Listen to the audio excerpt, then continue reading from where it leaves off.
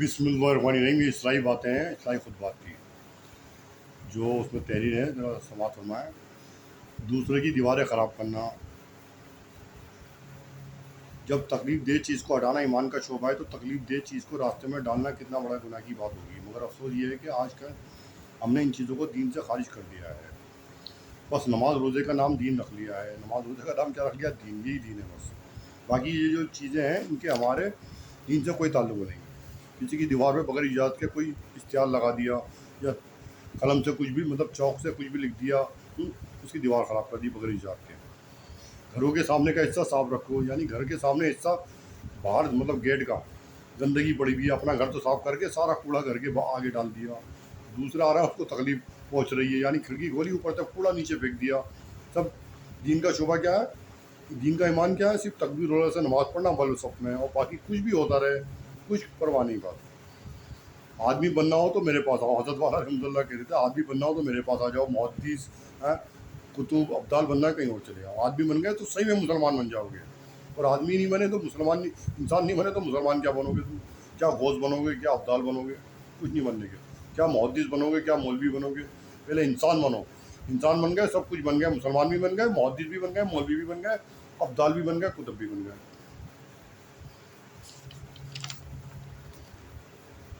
لوگوں کا تکلیف سے بچانا اعمال حسنہ ہے. در حقیقت اس سے اشارہ اس بات کی طرف فرمایا گیا اعمال حسنہ میں یہ بھی داخل ہے کہ لوگوں کو تکلیف سے بچانے کا کوئی کام کرنا، چاہے وہ کام چھوٹا ہی کیوں نہ ہو.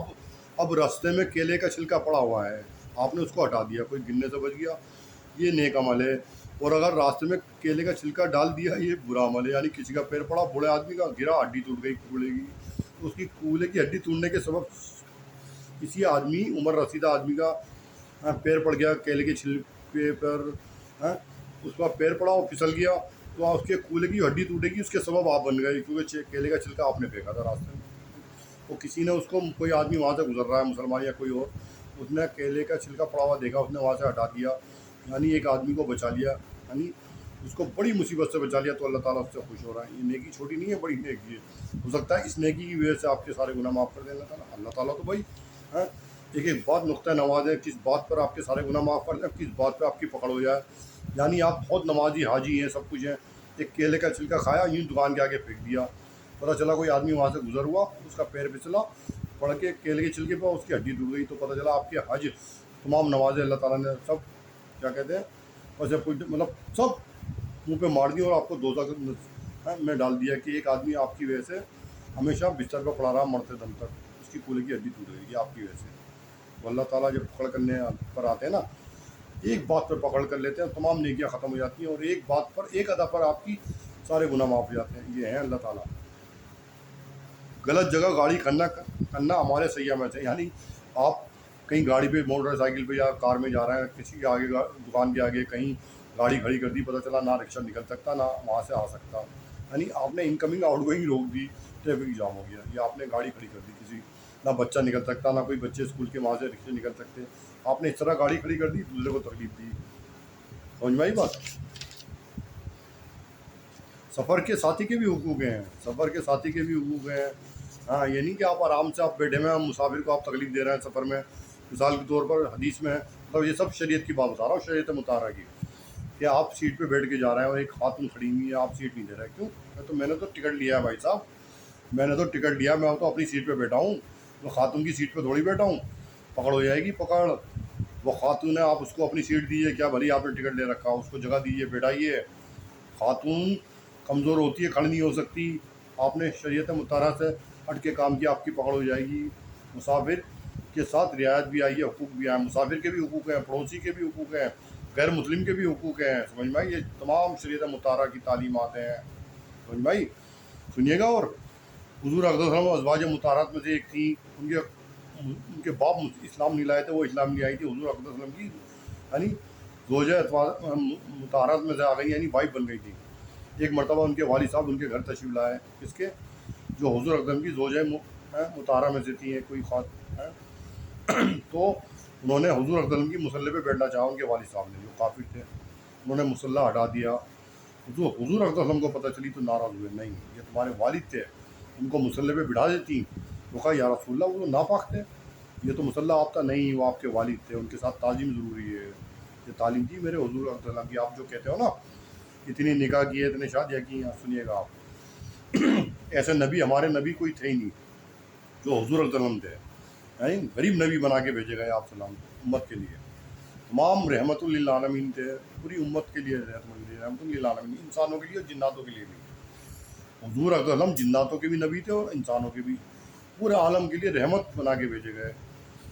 آپ نے بڑی جوانی میں 25 سال کی عمر میں پہلا نکاح کیا، اور کس کی اپنی یعنی ماں کے برابر کی عمر کی عورت سے نکاح کیا جن کی عمر تھی 40 سال. یعنی حضرت خدیجہ رضی اللہ تعالیٰ عنہ سے نکاح کیا جن کی عمر 40 سال کی تھی، اور آپ صلی اللہ علیہ وسلم کی عمر تھی 25 سال.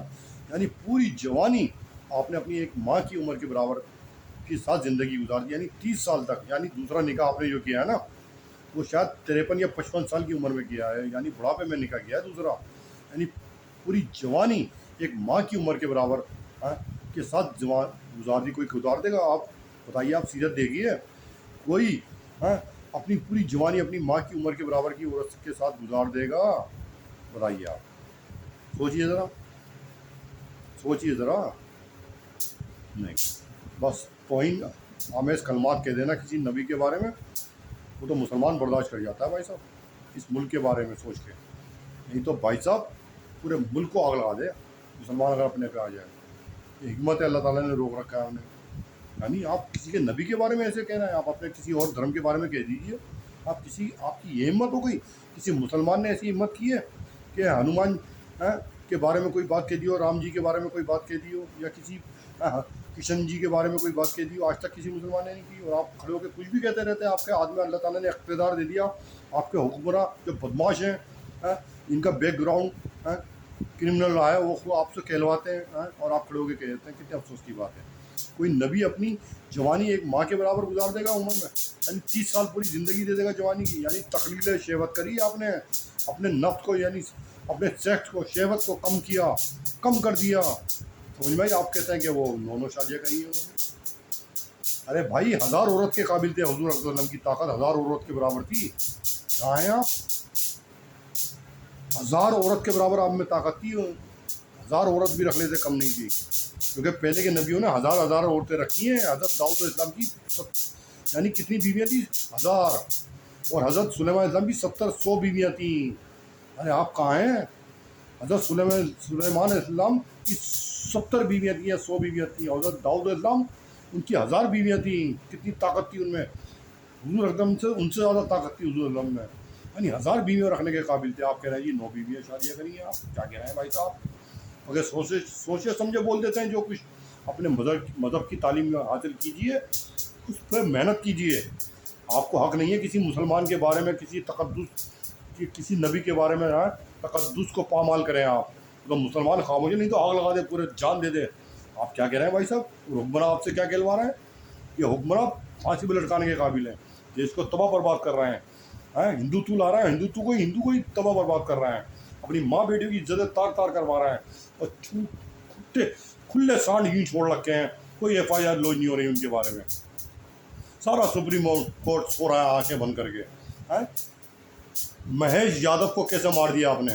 اس حکمراں نے مروایا سب نے. بیچارے غریب آدمی کو اٹھایا آپ نے. آپ پیروں کو گولی مارتے اٹھا کے تو اریسٹ کر کے تو آپ خود ہی لے کے گئے. اس کے بعد انکاؤنٹر کر رہے ہیں آپ ہندوتو لاؤ گے؟ ہندوؤں کو اس طرح مارو گے آپ؟ ہندو خوش ہو رہا ہے، یہ آج ہی صحیح ہو رہا ہے، ہندوتو ہونا چاہیے.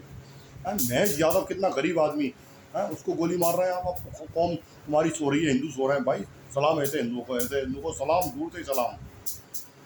کیا مطلب تمہیں میں سمجھاؤں؟ میں تو یہ توبہ یہاں مسلمان بھی مطلب کیا کہوں میں ذرا سی بات. یعنی آپ اپنے کوڑا گلیوں میں پھینک رہے ہیں.